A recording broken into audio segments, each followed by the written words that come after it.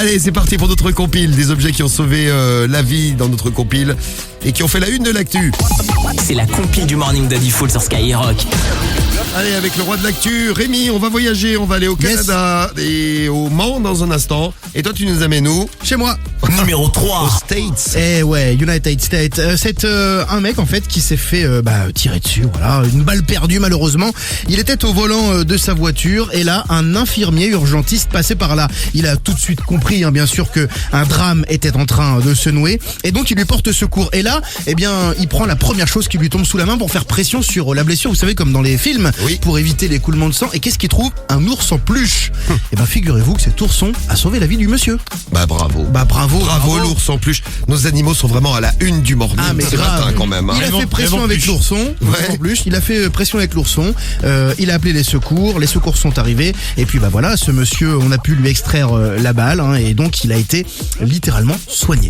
Eh bien moi je vous ai raconté une petite histoire qui s'est déroulée au Mans dans la Sarthe le 72. Numéro 2. Et dans la Sarthe, un homme se fait attaquer au couteau. Il est attaqué au couteau. Et hop, il se prend un coup de couteau en plein cœur. Et là, il est sauvé par quoi? Un chien. Alors, Un Sam. alors un chien, qu'est-ce qu'il a fait le chien? Il lui a enlevé le couteau. Oui, Le voilà. chien a pris le couteau. Il s'est battu le chien. Parce que le chien voulait découper ses croquettes. Eh oui. Non, pas du tout. Il a été sauvé par un paquet de cigarettes qui était dans sa poche. Au niveau du cœur, il l'avait mis à l'intérieur. La lame traverse le blouson. Elle s'enfonce dans le paquet de cigarettes. Et aucune blessure. Il a été sauvé par ses clopes. La police a procédé à l'arrestation de l'agresseur au couteau. Et il a été condamné à une peine de 10 mois de prison. Et voilà, il faut pas se balader avec une arme, il faut pas être dur avec. Grave. Un autre conseil qu'on vous donne ce matin. Et là maintenant, Rémi, tu nous amènes au Canada. Numéro 1. Hey, tabernacle, Les c'est pas voisins. bon. C'est pas bon. Et oui, au Canada, c'est une femme qui se rend aux urgences. On comprend pas vraiment ce qui se passe. Elle vient de se faire tirer dessus, en plein dans la poitrine, forcément. Le cœur, les poumons sont pas loin, et elle va presque bien, quoi. Alors elle a mal, oui, mais elle respire, elle va bien. On se dit que ses jours ne sont pas en danger. Donc on commence à l'opérer. Ouais, chelou, on commence à l'opérer.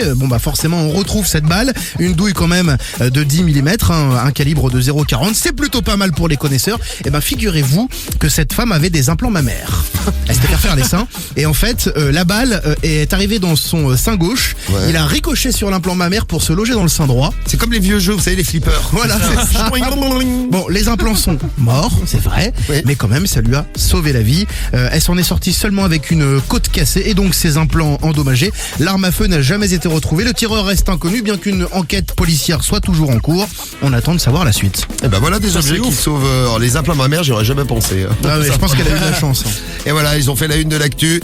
Et vive les implants mammaires, vive les cigarettes. Super, ouais. Et vive les ours en peluche.